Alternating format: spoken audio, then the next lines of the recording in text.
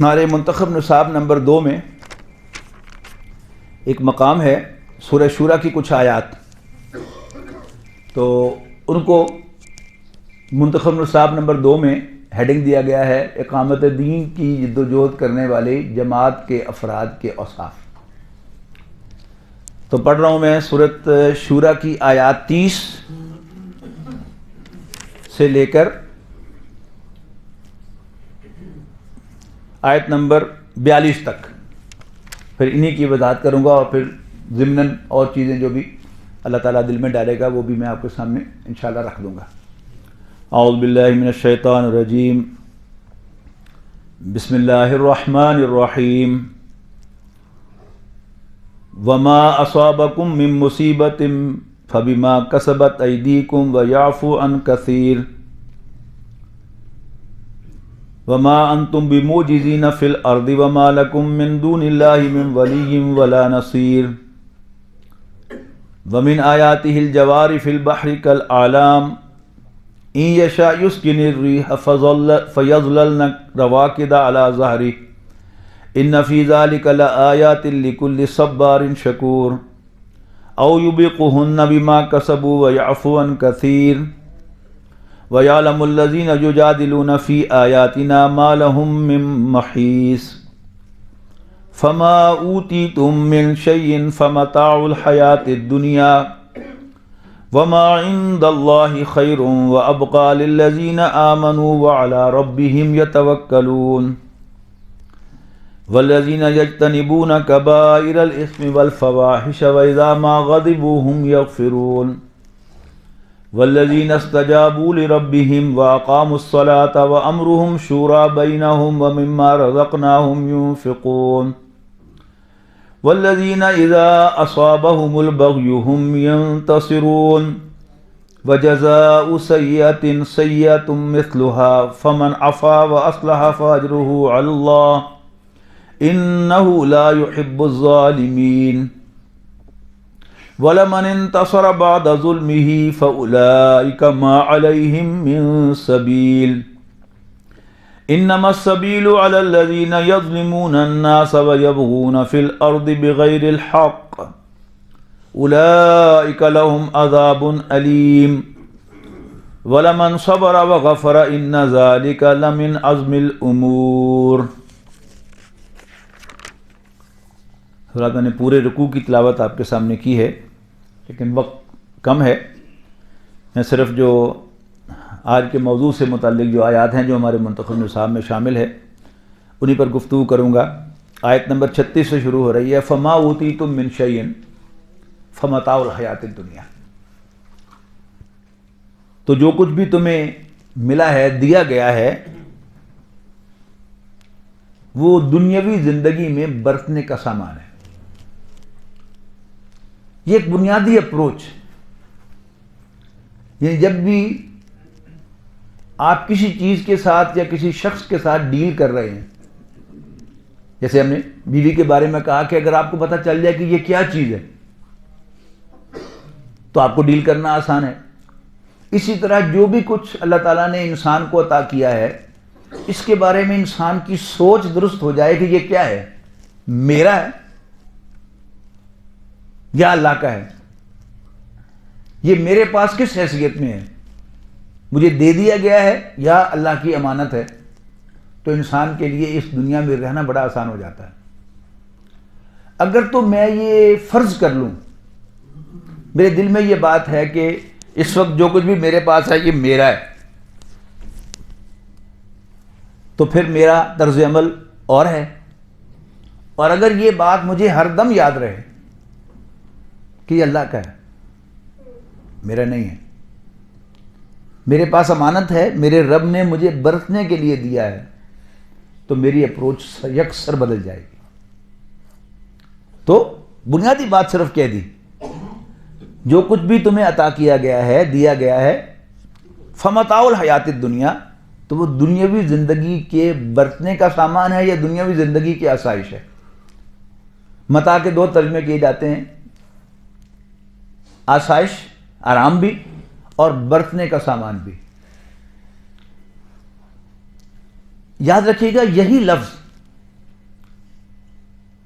نبی کا قرآن مجید میں تمتع کا لفظ آیا ہے، یعنی ازواجی زندگی کے لیے کہ جب تم عورتوں سے تمتع کر لو.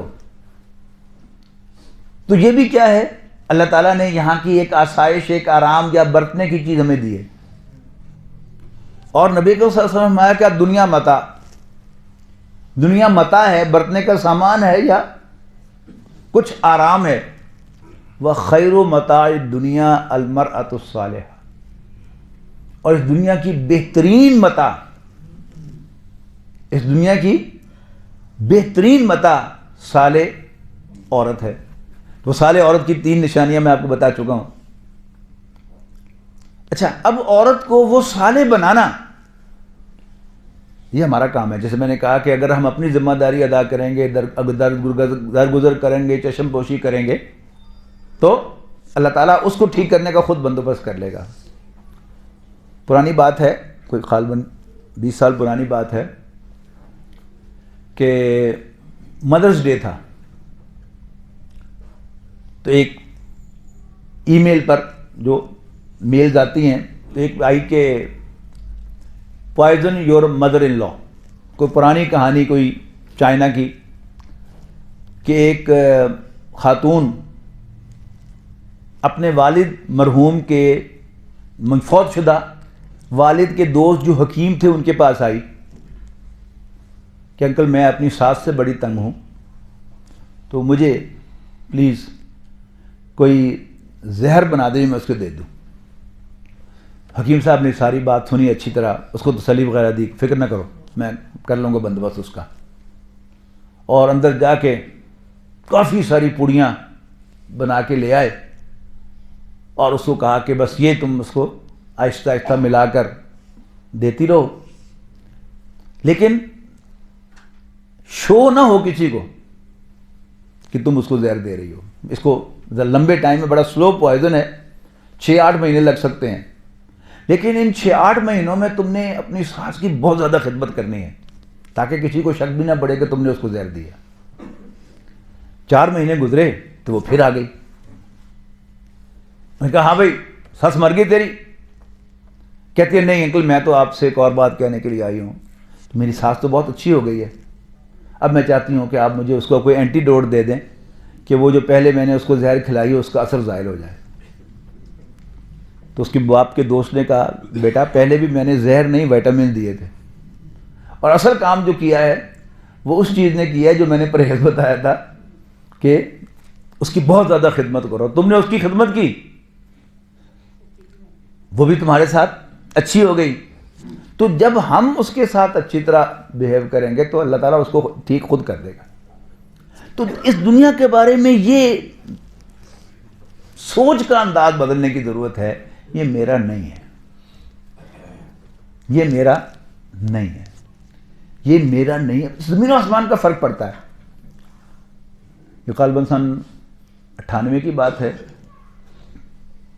یا 99 کی ہے. تنظیم اسلامیہ پتہ نا میں کہ میری ذمہ داری نازم اعلیٰ بیرون پاکستان کی تھی، تو مجھے فریکوینٹلی جانا پڑتا تھا امریکہ.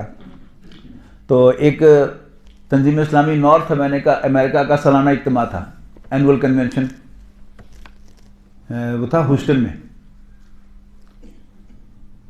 تو وہاں پر مختلف مساجد تھیں، بانی محترم بھی موجود تھے، میں بھی موجود تھا، باسط بلال صاحب تھے، 1-2 اور جو جمعہ کے خطاب کر لیتے ہیں تنظیم کے لوگ. تو یہ طے ہوا کہ مختلف مساجد میں کوشش کی جائے کہ ہماری تنظیم کے لوگ جو ہیں وہ جمعہ کا خطبہ دیں تاکہ ہماری دعوت جو ہے وہاں پہنچے.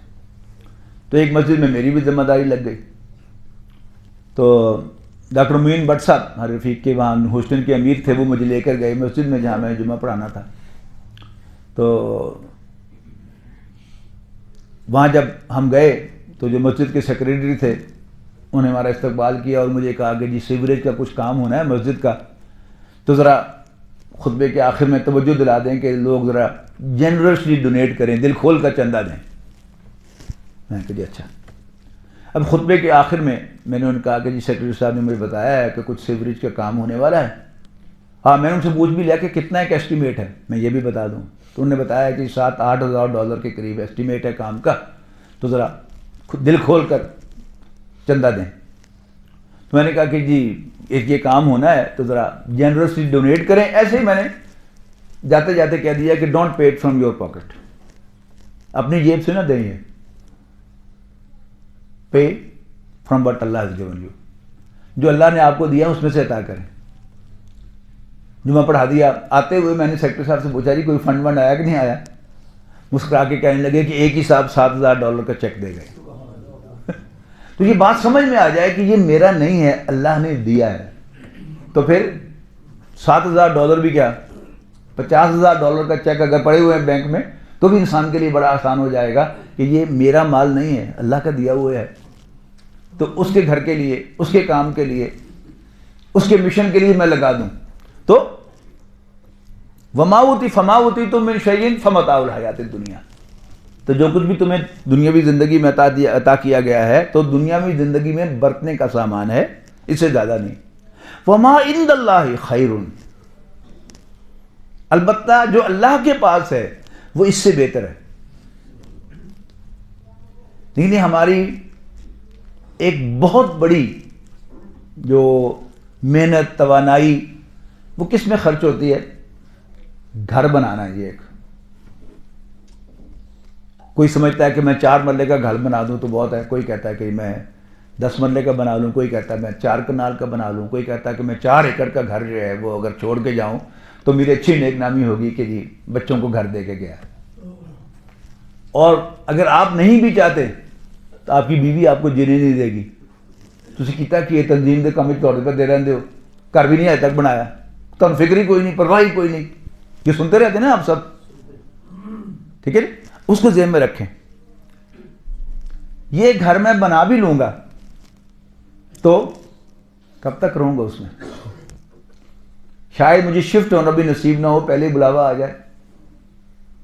لیکن جو گھر اللہ نے تمہارے لیے رکھا ہوا ہے وہ خیرن, اس سے بہتر بھی ہے, وابقا, اور ہمیشہ باقی رہنے والا ہے, لانگ لاسٹنگ ہے.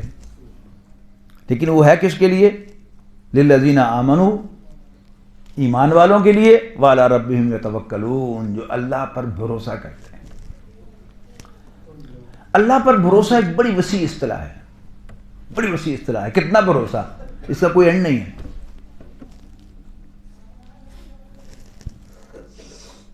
اس میں بھی جو ہمیں تلقین کیا گیا ہے کہ ہر حال میں اللہ کا شکر ادا کرو. کیوں کریں ہم شکر ادا؟ سوال ہے نا کہ میرا نقصان ہو گیا تو میں کیسے شکر ادا کروں گا, میری بےزتی ہوگی تو میں کیسے شکر ادا کروں گا. جو کچھ ہونے والا ہے اس کا تو مجھے پتہ نہیں, لہذا میں اپنی سی کوشش کروں گا کہ یہ ٹھیک کر کے کر لوں. لیکن جہاں تک اس کا تعلق ہے جو ہو چکا, اس کے بارے میں میرا آپ کا ایمان یہ ہے کہ اللہ نے کیا, ماشاء اللہ کانا, جو اللہ نے چاہا ہو گیا, وما لم یشاء لم یکن, جو اللہ نے نہیں چاہا نہیں ہوا. لیکن اکثر ہمیں یہ بات بھول جاتی ہے, ہم اس کو مورد الزام ٹھہراتے ہیں کہ سب عہدہ کیتا رہا, یا یہ کوتاہی ہو گئی, اگر میں ایسا کر دیتا تو یوں ہو جاتا, اگر ایسا ہو جاتا تو یوں ہو جاتا. بیٹا ایکسیڈنٹ میں فوت ہو گیا, اگر مجھے یہ سبق یاد نہیں آیا کہ اللہ نے دیا تھا, اللہ نے لے لیا, تو میں اف کرتا رہوں گا, کاش کہ میں ایسا کر دیتا, کاش کہ ایسا, کاش کہ آج وہ بیماری ہو گیا ہوتا, کاش میں نے اس کو موٹر سائیکل لے کے نہ دی ہوتی. یہ سب کاش کیا ہیں؟ نبی اکرم صلی اللہ علیہ وسلم نے فرمایا کہ اِنَّ کلمۃ اللہ تفتح عمل الشیطان, یہ لا کا کلمہ اگر کاش یہ شیطان کے کام کا دروازہ کھول دیتا. اگر مجھے یہ یاد آ جائے کہ ایسا ہی ہونا تھا, وہ اتنے سال, اتنے مہینے, اتنے دن اور 1 گھنٹہ میرے پاس رہنے کے لیے آیا تھا, وہ وقت پورا ہو گیا, اللہ نے اس کو بلا لیا, تو پھر انسان کو غم نہیں ہوتا. فیصل آباد میں ہمارے ایک بزرگ ڈینٹل سرجن مرحوم, وہ بھی فوت ہو گئے. وہ بانی محترم کے FSC کے کلاس فیلو تھے, بہت جولی آدمی تھے. ان کا جوان بیٹا 17 سال کا سول ہسپتال کے بالکل سامنے ایکسیڈنٹ ہوا, موقع پر فوت ہو گیا. اندر لے کر گئے جب اس کی باڈی کو تو پتہ چلا کہ ختم ہو چکا. ہم جنازے پر گئے وہ جو کوئی جولی آدمی تھے تو انہوں نے ہم سے اس دن مذاق کیا یہ شو کرنے کے لیے کہ میں بڑے اسٹرانگ نروز کا آدمی ہوں، لیکن دل تو اندر سے دکھا ہوا تھا۔ اگلی صبح قبرستان میں گئے، قبر پہ بیٹھ کے روتے رہے، گھر آ کر موٹر سائیکل کے گرد انہوں تو خراش بھی نہیں آئی، چریٹ بھی نہیں آئی، پتر میرا چلا گیا، رو رہے ہیں۔ ایک دن، 2 دن، 3 دن، تیسرے روز ان کی بیوی کو اللہ تعالیٰ نے ہدایت دی، یہ بات اس کے دل میں ڈالی اور اس نے کہا کہ ڈاکٹر صاحب تسی بڑے نشکرے ہو، اللہ نے 17 سال سانو کھیڈن واسطے ایک کھڈونا دیتا، جی وہ نہ دینا تو کی کر لینا سی اسی۔ ڈاکٹر صاحب کو سمجھ آ گئی، اسی دن ان کو سکون مل گیا، ٹھیک ہے نا؟ تو یہ یاد آ جانا کہ اللہ نے دیا تھا، اللہ نے لے لیا، انا للہ، ہم اللہ کے ہیں، وَإِنَّا إِلَيْهِ رَاجِعُونَ، اور اسی کی طرف ہم لوٹ کے جانے والے ہیں۔ تو 100 گل نہ دیکھو گل، وہ کیا ہے؟ یہ کائنات اللہ نے بنائی ہے، وہی اس کو چلا رہا ہے اور بہترین چلا رہا ہے، اس سے بہتر نہیں چلائی جا سکتی۔ تو بظاہر آپ کا نقصان ہو گیا، ضمنی طور پر عرض کر رہا ہوں، اگر آپ نے شکر کا مزہ لینا ہے تو وہ کام کہ جو آپ کو اچھے نہ لگے ہوں ان پر اللہ کا شکر ادا کیجیے کہ اللہ تو نے کیا ہے، ٹھیک کیا ہے، تیرا شکر ہے۔ یا اللہ دل نہیں مان رہا ہوگا لیکن زبان سے کہہ دیں صرف، یا اللہ تو نے کیا ہے، ٹھیک کیا ہے، تیرا شکر ہے۔ پھر دل کہے گا نہیں نہیں، پھر کہیں یا اللہ تیرا شکر ہے، تو نے کیا ہے، ٹھیک کیا ہے، تیرا شکر ہے۔ تو آہستہ آہستہ پھر دل بھی آپ کا تسلیم کرنے لگے گا۔ لیکن باٹم لائن کیا ہے کہ صرف یہ بات جو ہے یہ رکھنا کہ جو کچھ بھی میرے پاس ہے یہ میرا نہیں ہے، اللہ کا دیا ہوا ہے، جب چاہے گا لے لے گا۔ اب اس کا اقامت دین کی جدوجہد کرنے والی جماعت کے ساتھ کیا تعلق ہے؟ ہمارے جھمیلے، ہماری مصروفیات، ہماری دلچسپیاں، میرا گھر، میرے بچے، میرا کاروبار، ٹھیک ہے جی؟ اب جب تک وہ میرا ہوتا رہتا نا تو اس میں انسان کی دلچسپی ہے اور اس کی کوئی انتہائی نہیں ہے۔ جو آپ کو پتہ چلنے لگے گا، آہستہ آہستہ دل ماننے لگے گا کہ میرا نہیں ہے، تو پھر اللہ کا ہے، اللہ جانے اس کا کام جانے۔ جو مجھے جو دیتا رہے گا میں اس کو اویل کرتا رہوں گا، میں اس کو استعمال کرتا رہوں گا، متاع ہے، لیکن مجھے اس کے بارے میں فکر مند ہونے کی ضرورت نہیں۔ تو فما اوتیتم من شیء فمتاع الحیات الدنیا، تو جو کچھ بھی تمہیں عطا کیا گیا ہے یہ دنیاوی زندگی میں برتنے کا سامان ہے۔ وما عند اللہ خیر وابقى للذین آمنوا وعلی ربہم یتوکلون، اللہ پر بھروسہ۔ میں شاید کبھی بھی اس کا حق ادا نہ کر سکوں کہ اللہ پر بھروسے کا مطلب کیا ہے، لیکن آپ ذرا اس لائن پر چلنا شروع کریں گے تو آپ کو انشاءاللہ مجھ سے بھی زیادہ سمجھ میں آنے لگے گی کہ اللہ پر توکل کیا ہوتی ہے، اللہ پر بھروسہ کرنا، اللہ پر توکل کرنا کئی اینگل سے۔ وہ جو ہمارے منتخب نصاب میں 2 مقامات ہیں نا، کہاں ہے برا توکل کا ذکر کہاں ہے ہمارے منتخب نصاب؟ نمبر 1 میں جی سورہ تغابن اور سورۃ حدید، ماشاءاللہ دونوں جگہ کیا ہے؟ ما اصاب من مصیبت، ایک جگہ الا باذن اللہ، دوسری جگہ فی الارض ولا فی انفسکم الا فی کتاب من قبل ان نبرأ، لکھا ہوا ہے پہلے۔ سورۃ تغابن سے بعد سورت ہے سورۃ طلاق۔ اب اس میں یہ چیز جو ہے وہ ایک انوکھے انداز میں آئی ہے، وہ کیا ہے ذرا اس کی طرف توجہ کریں۔ طلاق ایک ایسا معاملہ ہے کہ جو ناپسندیدہ ہے، ہمیں سے کوئی اس کو پسند نہیں کرتا۔ طلاق ہو جائے تو شوہر بھی پریشان، طلاق دینے والا جس کو طلاق ملی وہ بھی پریشان، دونوں کے گھرانے جو پیچھے والدین وہ پریشان، دونوں کی اولاد وہ پریشان۔ اگر آپ چلے جائیں وکیل کے پاس تو وکیل نے تو آپ کو ایک ہی جواب دینا ہے دونوں کو کہ تاڑے پلے تو کھ بھی نہیں تاڑے پلے، پھر 2 مقدمے تانوں بھی کرنے پینے، اور مقصد آبویسلی وہ جھوٹے مقدمے ہیں۔ اور ہمیں سے بڑے دیندار لوگ فوراً فیس دے دیتے ہیں، لو جی کرو بسم اللہ۔ اچھا کیا فرمایا گیا؟ وَمَن يَتَّقِ اللَّهَ، جو اللہ سے ڈرے گا، يَجْعَلْ لَهُ مَخْرَجًا، اللہ تعالیٰ اس کے لیے وے آؤٹ نکالے گا، وَيَرْزُقْهُ مِنْ حَيْثُ لَا يَحْتَسِبُ، اور اسے وہاں سے دے گا جہاں سے اس کو وہم و گمان بھی نہیں ہوگا۔ وَمَن يَتَوَکَّلْ عَلَى اللَّهِ، جو اللہ پر بھروسہ کرے گا، فَهُوَ حَسْبُهُ، اللہ خود اس کے لیے کافی ہو جائے گا۔ سنتے جائیے ذرا آگے۔ ان اللہ بالغ امری، میں آپ کی مدد کرنا چاہتا ہوں بڑے خلوص کے ساتھ، لیکن کیا ضروری ہے کہ میں آپ کی مدد کر پاؤں گا؟ نہیں، لیکن اللہ تعالیٰ فیصلہ کرے آپ کو مدد کرنے کا، کوئی اس کو روک سکتا ہے؟ ان اللہ بالغ امری، اللہ تعالیٰ اپنے کاموں توڑ چڑھانا لا۔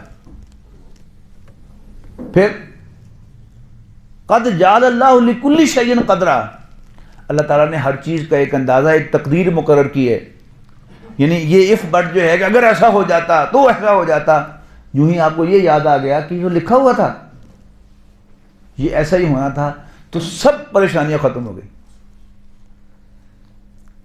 سورہ حدید میں الفاظ کیا ہیں؟ اللہ تعالیٰ یہ اس لیے بتا رہا ہے لِكَيْ لَا تَأْسَوْا عَلَىٰ مَا فَاتَكُمْ، تاکہ جو چیز تمہارے ہاتھ سے نکل جائے، فوت ہو جائے، اس پر تم مایوس نہ ہو جایا کرو، وَلَا تَفْرَحُوا بِمَا آتَاكُمْ، اور جو اللہ تمہیں عطا کرے اس پر اطرایا نہ کرو۔ اور سورہ تغابن میں کیا ہے؟ مَا أَصَابَ مِن مُّصِيبَةٍ إِلَّا بِإِذْنِ اللَّهِ وَمَن يُؤْمِن بِاللَّهِ يَهْدِ قَلْبَهُ، جو اللہ پر یقین رکھے گا اللہ تعالیٰ اس کے دل کی رہنمائی کرے۔ یہ دل کی رہنمائی کیا ہے؟ آپ کا دل منتقل ہو جائے گا، آپ کا ذہن اس کی طرف کو اللہ نے کیا، فوری طور پر ریئیکشن ہوگا، لیکن جتنا آپ کا ایمان گہرا ہوگا اتنی جلدی آپ کو یاد آ جائے گا اللہ نے کیا۔ تمہارا کام کیا ہے؟ وَأَطِیعُوا اللَّهَ وَأَطِیعُوا الرَّسُولَ، تم اللہ اور اس کے رسول کا کہنا مانتے رہو۔ فَإِن تَوَلَّیْتُمْ، اگر تم نے منہ موڑا، فَإِنَّمَا عَلَىٰ رَسُولِنَا الْبَلَاغُ الْمُبِینُ، تو ہمارے رسول کے ذمہ تو وضاحت سے پہنچانا ہے۔ اللہ لا الہ الا ہو، اللہ ہی وہ ہستی ہے جس کے سوا کوئی عبادت کے لائق نہیں ہے۔ وَعَلَى اللَّهِ فَلْيَتَوَکَّلِ الْمُؤْمِنُونَ، مومنوں کو چاہیے کہ وہ اللہ پر بھروسہ کریں۔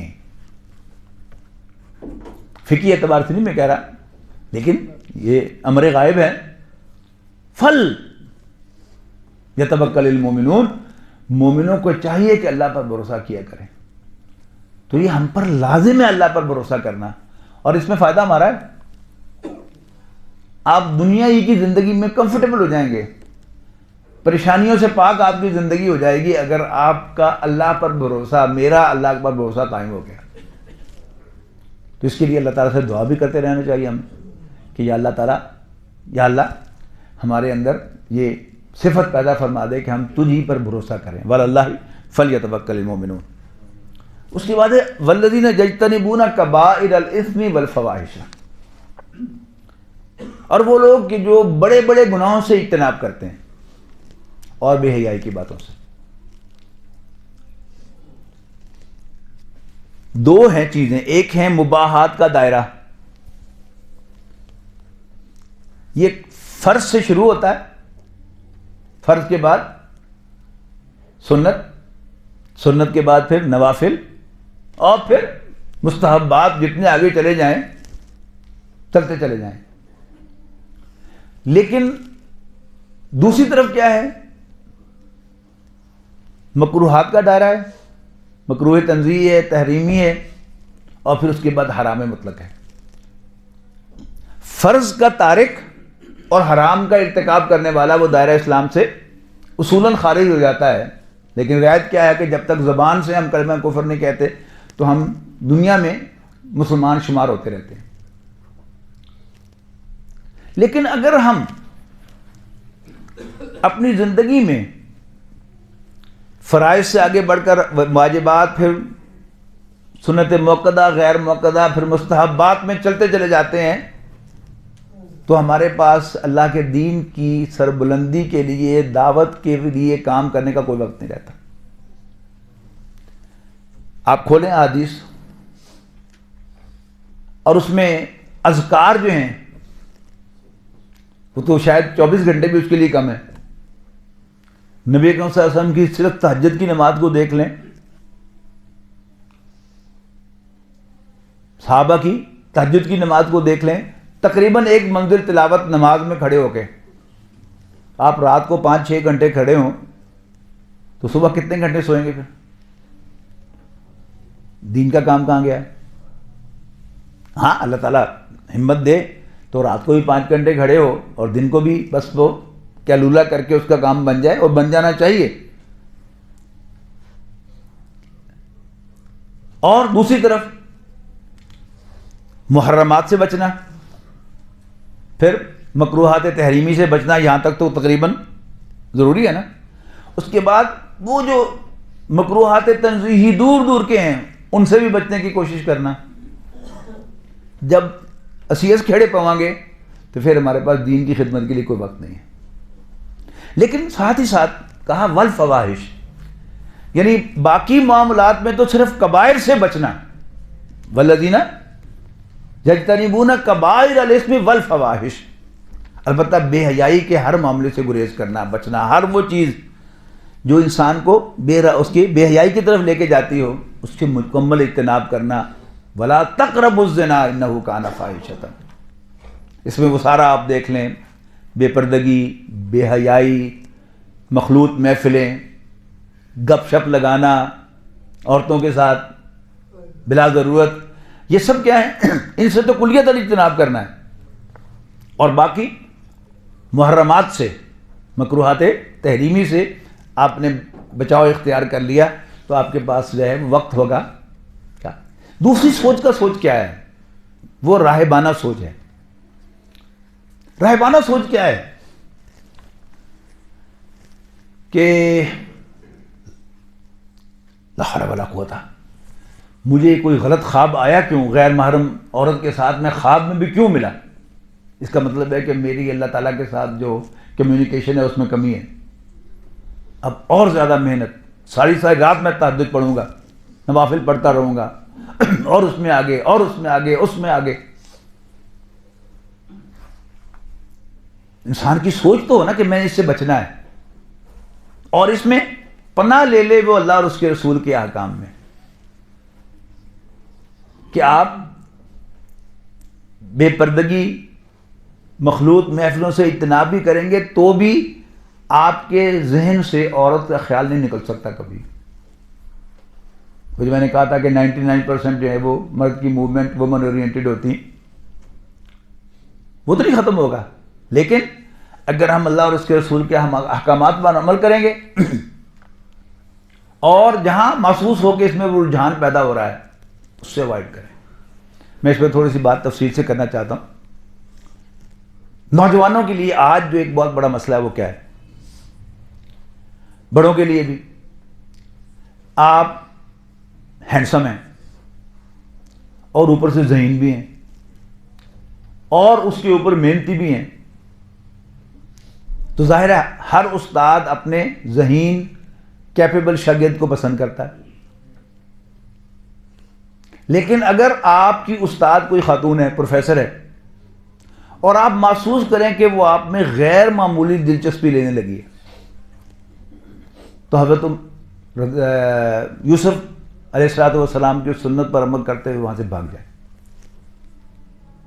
اللہ تعالیٰ آپ کے لیے دروازے کھولے گا کئی, جیسے وہاں کھلے تھے دروازے, آپ کے لیے بھی اور دروازے کھل جائیں گے. لیکن اللہ تعالیٰ آپ کو بے حیائی کے اس کام سے بچا لے گا. تو فواحش کے تمام راستے, جہاں بھی آپ کو شک کرے کہ یہ ادھر جا رہا ہے راستہ, اس راستے کو بدل لیں. جہاں آپ محسوس کریں کہ آپ کسی عورت کے گھیرے میں آ رہے ہیں, اب اس یونیورسٹی میں آپ پڑھیں بھی صحیح اور پروفیسر کو آپ جو ہیں وہ نہ کریں تو 100 قسم خیالات ہیں, فیل کر دے گی, یہ ہو جائے گا, وہ ہو جائے گا, بھاگ جائیں وہاں سے.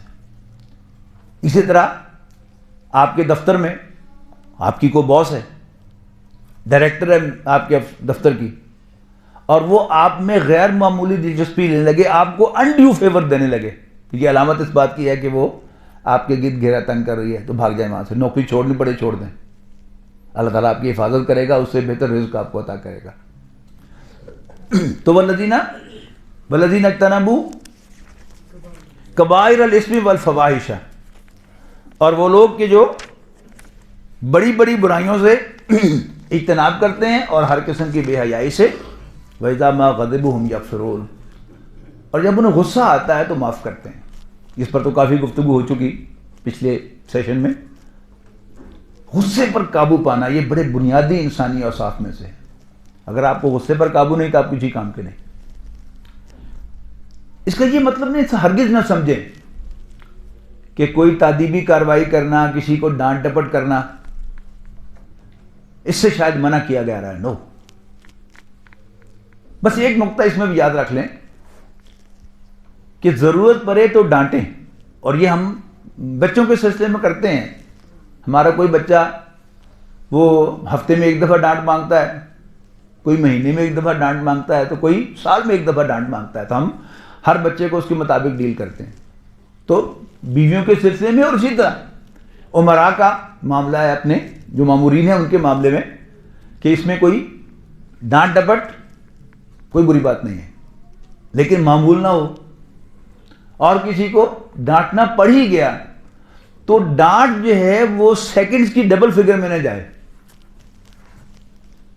بس 2-4 لفظوں میں ڈانٹا اور پھر وہاں سے ایک طرف ہو گئے، پاسے ہو گئے، اور تھوڑی دیر کے بعد اگر گھر کا معاملہ ہے تو بیوی کے لیے کوئی کھانے پینے کی چیز، کوئی گفٹ اس کی پسند کی لے کے جائیں، اور کہا کہ تمہیں پتہ ہی ہے مجھے غصہ آ جاتا ہے، آؤ ذرا مل کے بیٹھ کے کھائیں، وہیں پر معاملہ صاف ہو جائے گا۔ اور اپنا رفیق ہے، اس کو ڈانٹ دیا ہے، اس کے گھر چلے جائیں اور کہیں کہ بھائی دیکھو مجھے غصہ آ گیا، میں بھی انسان ہوں، تو انشاءاللہ وہ اس کے جو ریزیڈیول ایفیکٹس ہیں اس ڈانٹنے کے وہ ختم ہو جائیں گے، ڈانٹ بھی ہو گئی، اصلاح بھی ہو گئی، اور اس کا کوئی نقصان بھی نہیں ہوا۔ تو غصے میں ڈانٹیں، غصے میں نہیں، سوچ سمجھ کے ڈانٹیں، فیصلہ کر کے اچھا اب تھوڑی سی اس کو ڈوز جو ہے وہ دینی چاہیے، ایک تو وہ ڈوز دے دیں، لیکن کسی بھی معاملے میں، بیوی کے معاملے میں، بچے کے معاملے میں، رفیق کے معاملے میں، مامور کے معاملے میں تقریر نہ کریں فار گاڈ سیک۔ ڈانٹ اسی وقت تک ڈانٹ ہے جب وہ لمبی نہیں ہوتی۔ اگر آپ نے ڈانٹنا شروع کیا اور 10 منٹ تک ڈانٹتے ہی رہے، پھر آپ کو جوابی تقریر بھی سننی پڑے گی۔ اگر آپ چاہتے ہیں کہ اس کا جواب نہ آئے تو بس 2-4 سیکنڈ میں ڈانٹ کے تو پھر ایک طرف ہو جائیں، وہیں موجود رہیں گے تو پھر اور بھی کچھ کہنے کو جی چاہے گا، اور بھی کچھ کہنے کو جی چاہے گا۔ تو انشاءاللہ وہ ڈانٹ ہی رہے گی، اس کا بھرپور فائدہ آپ کو حاصل ہوگا، اور اس کی بعد اس کی تلافی بھی ضرور کریں، اس کے بہت عمدہ نتائج آپ کو ملیں گے، گھر میں بھی اور باہر بھی۔ والذین استجابوا لربہم، وہ لوگ جو اپنے رب کی پکار پر لبیک کہتے ہیں، اپنے رب کو رسپونڈ کرتے ہیں، اور اس صورت میں رب کی پکار کیا ہے؟ ان اقیم الدین، اللہ کے دین کو قائم کرو۔ تو سیاق و سباق کے اعتبار سے ویسے تو جنرل ہے، اپنے رب کی پکار پر لبیک کہو، اللہ تعالیٰ کی ہر بات ہمیں ماننی ہے، لیکن اس سیاق و سباق میں وہ پکار کیا ہے؟ ان اقیم الدین، دین کو قائم کرو۔ والذین استجابوا لربہم واقاموا الصلاۃ، اور نماز قائم کرتے ہیں۔ نماز جو ہے یہ اسلام کا سب سے اہم ستون ہے، ویسے تو 4 میں سے ایک ہے لیکن سب سے اہم ہے۔ اور سورہ مومنون اور سورہ معارج میں ہم کیا دیکھتے ہیں کہ بندہ مومن کی زندگی کا محور نماز ہے، وہ اپنی ساری ایکٹیویٹیز نماز کے مطابق پلان کرتا ہے۔ السلام علیکم، تاڑے عصر کی نماز کتنے بجے؟ 4 بجے؟ 3:30 ہے، بس میں انشاءاللہ اتنے نماز پڑھ کے تو پھر تاڑے کو آؤں گا، نہیں تسی بھی نماز پڑھ کے پھر میں تاڑے نال کوئی 5-10 منٹ تاڑے لینے۔ ہم کرتے کیا ہیں؟ پہلے پلان کر لیتے ہیں، بعد میں خیال ہوتا ہو ادھر نماز کے ٹائم سے ہن مجبوری ہو گئی، وعدہ خلافی تو نہیں کر رہے ہیں، یہ سب شیطان کے دکھائے ہوئے راستے ہیں۔ ہن وعدہ خلافی جنہیں مرضی وعدہ خلافیاں کرتے ہو، اس موقع سے وعدہ خلافی جڑی ہے بڑی بری لگے گی بندے۔ نماز کے ساتھ پلان، اور اگر ہم اپنی نماز کو باجماعت بنائیں مسجد کے ٹائم ٹیبل کے ساتھ تو آپ کا سب کچھ جو ہے وہ اس کے تحت آ جائے گا۔ مسجد میں نماز 1:30 بجے، ایک یہ ہے کہ چلو فارغ ہو کے نماز پڑھ لوں گے جماعت نہ، پھر آپ کو یہ فائدہ حاصل نہیں ہوگا. لیکن اگر آپ اپنے آپ کو اس ٹائم ٹیبل سے باندھیں گے تو اس کا مطلب ہے کہ آپ کو ہر کام چھوڑنا پڑے گا، تو یہ آپ کی زندگی کا مرکز و محور بن جائے گی. وَأَمْرُهُمْ شُورَىٰ بَيْنَهُمْ، اور ان کے معاملات، ان کے فیصلے باہمی مشورے سے ہوتے ہیں. امر کے معنی کام، جس کی جمع امور. امر کے معنی حکم، جس کی جمع اوامر. اور امر کے معنی فیصلے کے بھی ہیں، جو سورہ آل عمران کی آیت ہے وَشَاوِرْهُمْ فِي الْأَمْرِ، فیصلوں میں ان سے مشورہ کرو. تو جو امیر ہے، نقیب ہے، ذمہ دار ہے، اس نے فیصلہ کرنا ہے تو مشورہ، اس میں بڑی برکت ہے. کوئی کمال نہیں ہے کہ میں پوچھے بغیر فیصلے کر لینا اور سب لوگ میری گل مان دیں گے، کوئی کمال کی بات نہیں ہے. کمال یہ ہے کہ آپ سب سے مشورہ کریں، سب کو کانفیڈنس دیں، فیصلہ خود ہی کریں، یہ کمال ہے. اور کسی کو یہ پتہ بھی نہ چلے کہ فیصلہ جو ہے وہ آپ نے خود کیا ہے، ایسا معلوم ہو کہ آپ نے سب سے پوچھ کے، سب سے رائے لے کے فیصلہ کیا ہے. یہ بارہ اللہ تعالیٰ کی دی ہوئی سمارٹنس ہے. ہر شخص ہم میں سے اتنا سمارٹ نہیں ہوتا، لیکن بہرحال بہترین وہی ہے کہ آپ ایسے انداز سے ساتھیوں سے مشورہ کریں کہ جو آپ کی رائے ہے اس پر سب متفق ہو جائیں، لیکن ان کو محسوس ہو کہ ہماری رائے کا فیصلہ ہوا ہے. تو یہ خیر غیر معمولی خصوصیت ہے، لیکن مشورہ. وَأَمْرُهُمْ شُورَىٰ بَيْنَهُمْ. ایک ہے حلال و حرام، 100% بھی ایک طرف ہو جائیں، اللہ کا فیصلہ، اللہ کے رسول کا فیصلہ فائق رہے گا. لیکن مباحات کے دائرے میں مشورے کو اہمیت دینا. اس میں میں آپ کو حضرت عمر رضی اللہ تعالیٰ عنہ کی شخصیت کی طرف متوجہ کرنا چاہتا ہوں. رسول اللہ صلی اللہ علیہ وسلم سے پہلے بادشاہتیں ہی ہوتی تھیں، بادشاہ سب کچھ ہوتا تھا، تو چیف ایگزیکٹو بھی ہوتا تھا، چیف جج بھی ہوتا تھا، اور وہ مقنن بھی ہوتا تھا. قانون اس کی زبان سے نکلنے والی بات، وہی قانون، وہی فیصلہ. نبی اکرم صلی اللہ علیہ وسلم تھے، اللہ کے رسول، وہ سبھی حیثیتیں ان کے اندر تھیں. حضرت ابوبکر رضی اللہ تعالیٰ عنہ نے جب خلافت کا تاج سنبھالا تو یہ تو کہا کہ اگر میں سیدھا رہوں تو اس بیعت کی روح سے تم پر میری اطاعت واجب ہے، اور اگر میں ٹیڑھا ہو جاؤں تو تمہاری ذمہ داری ہے کہ مجھے سیدھا کر دو. ایک بدو نے کہا کہ ہم تلوار سے تمہیں سیدھا کریں گے. لیکن یہ تمام ادارے نہیں بنے تھے اس وقت، لہذا ہمیں نظر آتا ہے کہ مانع زکوٰۃ کا معاملہ حضرت ابوبکر صدیق نے نہ صرف یہ کہ میجورٹی کی بنیاد پر کیا بلکہ سب کے خلاف کیا. حضرت عمر نے بھی منع کیا، لیکن انہوں نے کہا نہیں، اللہ کے رسول نے جو لشکر روانہ کیا، میں کون ہوتا ہوں اس کو روکنے والا. وہ بھی داخل کر کے رہے، مانع زکوٰۃ سے بھی لڑائی لی انہوں نے. حضرت عمر رضی اللہ تعالیٰ عنہ نوع انسانی کے ان محسنوں میں سے ہیں جنہوں نے عام زندگی پر انمٹ نقوش چھوڑے ہیں. وہ بھی نام بے شک امیر المومنین ہو، لیکن تھی تو بادشاہ ہی نا. یہ ان کا ایثار ہے کہ انہوں نے اپنی حیثیت کو 1/3 پر کم کر لیا، ریڈیوس کر لیا.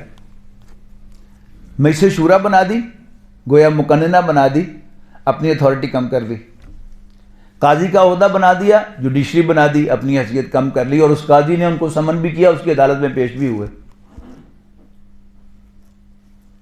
پھر شبلی نعمانی لکھتے ہیں نا کہ مختلف علاقوں کے والی گورنر بنانے میں حضرت عمر رضی اللہ تعالیٰ عنہ اس علاقے کے لوگوں کی رائے کو بہت اہمیت دیتے تھے. یہ کیا ہے؟ یہ روشنی کے مینار ہے ہمارے لیے. اور ہمیں نقابت کیا مل جاتی ہے، عمارت کیا مل جاتی ہے، ہم سمجھتے ہیں شاید ہم خدا بن گئے ہیں. وہ احادیث کہ امیر کی اطاعت جو ہے وہ فرض ہے، وہ لازم ہے، سمع و طاعت فی العسر والیسر والمنشط والمکرہ وعلی حسرۃ علینا. ہم سمجھتے ہیں کہ شاید اب ہوتا کون ہے میرے سامنے بولنے والا کوئی رفیق. میں فیصلہ کروں گا. تو امرهم شورا بینہم، ان کے معاملات باہمی مشورے سے طے ہوتے ہیں، ان کے فیصلے باہمی مشورے سے ہوتے ہیں. وَمِمَّا رَزَقْنَاهُمْ يُنْفِقُونَ، اور جو کچھ ہم نے انہیں عطا کیا اس میں سے خرچ کرتے ہیں. اچھا، اگلی بات کیا ہے کہ اس کے آغاز میں فرمایا کہ جب انہیں غصہ آتا ہے تو معاف کرتے ہیں. سورہ بقرہ میں ایک ہی جگہ پر تھوڑی سی فرق کے ساتھ دو ایک دوسرے کے مخالف حکم آئے ہیں. وَإِن تَعْفُوا خَيْرٌ لَكُمْ، اگر تم درگزر کرو گے، معاف کرو گے تو تمہارے لیے بہتر ہوگا. اور پھر تھوڑی دیر کے بعد وَلَكُمْ فِي الْقِصَاصِ حَيَاةٌ يَا أُولِي الْأَلْبَابِ، اے ہوش مندو تمہاری زندگی قصاص میں ہے. ایک ہے انفرادیت، جتنا آپ معاف کریں گے، درگزر کریں گے، اتنا آپ کی شخصیت بلند ہوتی چلی جائے گی. دوسری طرف ہے معاشرتی زندگی، معاشرہ. اگر معاشرے میں سارے ہی درگزر کرنے والے آ جائیں گے تو پھر ظالموں کے ہاتھ بہت کھل جائیں گے. کتنے نیک لوگ ہیں، سب نے معاف کر دینا ہے، پیری پہ جاؤ گے جا کے معاف کر دیں گے. وہاں کیا ہے؟ کہا کہ تمہارے معاشرے کی زندگی جو ہے وہ قصاص لینے میں ہے. دونوں چیزیں پہلے ہونی چاہیے. تو آیت نمبر 37 کے اندر کیا فرمایا؟ جب ان کو غصہ آتا ہے تو معاف کرتے ہیں، لیکن اس کے ساتھ ہی ہوتا کیا ہے کہ جو اسلام کا سافٹ امیج پیش کرنے کی ایک بھوت ہم پر سوار ہوا ہے نا، تو ہم بدلہ لینے کو تقریباً کفر کے برابر سمجھتے ہیں اور سمجھاتے ہیں کہ جی مسلمان تو بس معافی کرتا ہے. کان کھول کر سنیے، حضرت بلال رضی اللہ تعالیٰ عنہ نے امیہ بن خلف کو ڈھونڈ کر خود قتل کیا. کیا ہم حضرت بلال سے بڑے ہیں؟ ان سے زیادہ نیک پارسا ہیں؟ ہرگز نہیں. تو بدلہ لینا بھی کوئی بری بات نہیں ہے. اللہ کے دین کا قیام پیش نظر ہے تو پھر اللہ کے باغیوں، غلبہ دین کے مخالفوں کے ساتھ جب آپ کو غلبہ عطا ہو جائے تو معاف کریں، لیکن اس سے پہلے آپ ان کے ساتھ سختی کے ساتھ ڈیل کریں. خود نبی اکرم صلی اللہ علیہ وسلم جن لوگوں نے حضور صلی اللہ علیہ وسلم پر ذاتی حملے کیے تھے، آپ نے کوشش کی ہے کہ ان کو معافی نہ ملے. یعنی عام معافی کا اعلان کر دیا، لیکن یہ کہہ دیا کہ فلاں فلاں فلاں فلاں فلاں کو معافی نہیں ہے. خاص طور پر ذاتی دکھ پہنچانے والے حضرت حمزہ رضی اللہ تعالیٰ عنہ کے قاتل حضرت واشی اور اس کو انسٹیگیٹ کرنے والی ہند، ان کو معافی نہیں ہے. آپ کا دل کیا چاہتا تھا کہ کوئی بار بار یہ انہوں قتل کر دے، میرے سامنے آ کے کلمہ پڑھ لیں گے تو پھر میں ان پر کچھ نہیں کر سکتا. لیکن اندر دل کی بات ہے نا. تو بدلہ لینا کفر بھی نہیں ہے.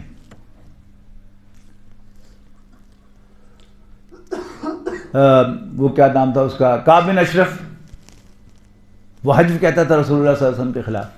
ابو رافع. تو ایسی بات نہیں ہے کہ بدلہ لینا حرام ہے، لیکن یہ اصل میں اللہ تعالیٰ کی دی ہوئی وہ سمجھ بوجھ ہے کہ کب معاف کرنا ہے، کب بدلہ لینا ہے. عام زندگی میں ہمارا معاملہ الٹ ہوتا ہے. جہاں سختی دکھانی ہوتی ہے ہم جھاگ کی طرح بیٹھ جاتے ہیں، اور جب نرمی دکھانی ہوتی ہے تو ہم آسمان پر چڑھ جاتے ہیں. بس یہی اللہ تعالیٰ ہمیں سینس دے دے کہ کب نرمی کب سختی، کس کے ساتھ نرمی کس کے ساتھ سختی، تو ہماری زندگی جو ہے وہ صحیح لائن پر استوار ہو جائے گی. وَجَزَاءُ سَیِّئَةٍ سَیِّئَةٌ مِثْلُهَا، اور کسی بھی برائی کا بدلہ اس جیسی ایک برائی ہے. یعنی قصاص کی اجازت دی ہے، بدلہ لینے کی اجازت دی ہے، تو اس کا مطلب جو ہفتے چڑھ جائے ہوئے تھے پھر اگلے پچھلے سارے بدلے لے لو. وَجَزَاءُ سَیِّئَةٍ سَیِّئَةٌ مِثْلُهَا فَمَنْ عَفَا وَأَصْلَحَ، ہاں جو معاف کرے اور اصلاح کرے، فَأَجْرُهُ عَلَى اللَّهِ، تو اس کا اجر اللہ کے ذمہ ہے. إِنَّهُ لَا يُحِبُّ الظَّالِمِينَ، بے شک اللہ تعالیٰ زیادتی کرنے والوں کو پسند نہیں فرماتا. اب یہاں کون سی زیادتی مراد ہے کہ بدلہ لینے میں زیادتی. ویسے تو ان پرنسپل کوئی بھی زیادتی جو ہے اللہ تعالیٰ کو پسند نہیں، لیکن یہاں کس زیادتی کا ذکر ہے؟ بدلہ لینے میں زیادتی. وَلَمَنِ انتَصَرَ بَعْدَ ظُلْمِهِ، اور جس نے بدلہ لیا اس کے بعد کہ اس کے ساتھ زیادتی کی گئی ہو، فَأُولَٰئِكَ مَا عَلَيْهِم مِّن سَبِيلٍ، ایسے لوگوں پر کوئی چارج نہیں ہے، کوئی الزام نہیں ہے. انما السبیل علی الذین یظلمون الناس، ہاں چارج الزام تو ان پر ہے جو لوگوں پر ظلم ڈھاتے ہیں. یعنی آج کے اگر جو انٹرنیشنل سینیریا ہے اس میں آپ دیکھیں کہ اس میں ہمارا جو پورا دشمن ہے ویسٹ، وہ ہمیں تو مختلف طریقوں سے کوشش کر رہا ہے کہ ہم غازی ہو جائیں، ان سے بدلہ نہ لیں. بے شک وہ ہمارے سارے بندے مار دیں، ہمارے پورے گاؤں کا صفایا کر دیں ڈرون حملے کر کے، لیکن مسلمان کو یاد رہے کہ وہ معاف کرنے والا ہے. مطلب کیا ہے؟ وہ ہم سے بدلہ نہ لے. اب اس سیاق و سباق میں پڑھیں کہ وَلَمَنِ انتَصَرَ بَعْدَ ظُلْمِهِ، اور جو کوئی بدلہ لے اس کے بعد کہ اس کے ساتھ زیادتی کی گئی ہو، فَأُولَٰئِكَ مَا عَلَيْهِم مِّن سَبِيلٍ، ایسے لوگوں پر کوئی الزام نہیں ہے. انما السبیل علی الذین یظلمون الناس، الزام تو ان پر ہے جو لوگوں پر ظلم ڈھاتے ہیں. وَيَبْغُونَ فِي الْأَرْضِ بِغَيْرِ الْحَقِّ، اور زمین میں ناحق فساد مچاتے ہیں، فساد پھیلاتے ہیں. اولئک لہم عذاب علیم، ایسے لوگوں کے لیے دردناک عذاب ہے. وَلَمَنْ صَبَرَ وَغَفَرَ، اور جو کوئی جھیلے، برداشت کرے اور معاف کر دے. ان ذالک لمن عزم الامور، بے شک ایسا کرنا تو بڑی ہمت کے کاموں میں سے ہے. یعنی جو اگر ساری آیات کا آپ نٹ چھٹ نکال دیکھیں ساتھ ساتھ چل رہی ہیں. بدلہ لینا، معاف کرنا، بدلہ دینا، بدلہ لینا، درگزر کرنا. کہ انسان ذاتی طور پر تو مائل ہو بدلہ لینے یا معاف کرنے کی طرف، لیکن وہ اقامت دین کی جو ذمہ داری ہے اس کے لیے اس چیپٹر کو اوپن رکھے کہ جب میں سمجھوں گا کہ اللہ کے دشمنوں کی سرکوبی سے اللہ تعالیٰ کے دین کے غلبے کی راہ ہموار ہوگی، تو پھر وہ اس چیز کو رکھے. غزوہ بدر میں، غزوہ احد میں، باقی سارے جتنے بھی غزوات ہوئے ہیں ان سارے میں کیا ہے؟ جب آپ تلوار لے کر میدان میں آتے ہیں تو مطلب کیا ہوتا ہے؟ آپ کا پیار کرنے کے لیے جا رہے ہیں اس کو، آپ اس کو قتل کرنے کے درپے ہیں. کس بات کے لیے قتل کرنے کے درپے ہیں؟ کہ وہ بغاوت کر رہے ہیں زمین میں، وہ ظلم کی راہ ہموار کر رہے ہیں، لہذا ان کو مارنا یہ دین کا تقاضا ہے. خود تو جی چاہے کہ میں اس کو معاف کر دوں. حضرت علی کا وہ واقعہ کہ جب اس نے منہ پر تھوک دیا کافر نے تو پیچھے ہٹ گئے کہ اب میرے ذاتی جو رنجش تھی وہ بھی شامل ہو گئی. تو ذاتی رنجش پر تو معاف کرنے کی ترغیب ہے، اگرچہ بدلہ لینے کی اجازت ہے، لیکن جہاں اجتماعی ضرورت ہو تو پھر موقع و محل کے مطابق جہاں ضرورت ہو، تو اگر کسی دشمن خدا کو، دشمن رسول کو ٹارگٹ کل بھی جا کے کرنا پڑے وہ بھی کرنا ہے. اگر کسی دین کا مذاق اڑانے والے کو جا کر اس کو سبق پڑھانے کے لیے ذرا اس پر ٹھکائی بھی اس کی کرنی پڑے تو وہ بھی جائز ہے، زیادتی نہ ہو. لیکن ذاتی طور پر انسان کا اخلاق اتنا بلند ہو جائے تو کی ہوگا. میں نے کہتا تھا جی اس میں بس صرف یہ فرق کہ اگر ضروری ہو تو وہ لینا چاہیے، اور اگر ضروری نہ ہو تو معاف کر دینا چاہیے. اس میں عام طور پر جو فیصلہ ہے وہ امیر کا ہے. اجتماعی اس بدلہ لینے کے لیے بہتر یہ ہے کہ اس کو ہم اجتماعیت پہ چھوڑیں، اپنی ذاتی حیثیت میں ہم درگزر کرنے ہی کو ترجیح دیں. تو انشاءاللہ اس میں ہماری دنیا میں بھی آسانی ہوگی اور اللہ تعالیٰ کی کو راضی کرنے کا بھی سامان ہوگا. اللہ تعالیٰ ہمیں اپنے دین کو سمجھنے، اپنی ذمہ داریوں کو پہچاننے اور ان کو ادا کرنے کی توفیق عطا فرمائے. آخر دعوانا الحمدللہ رب العالمین. بہت شکریہ.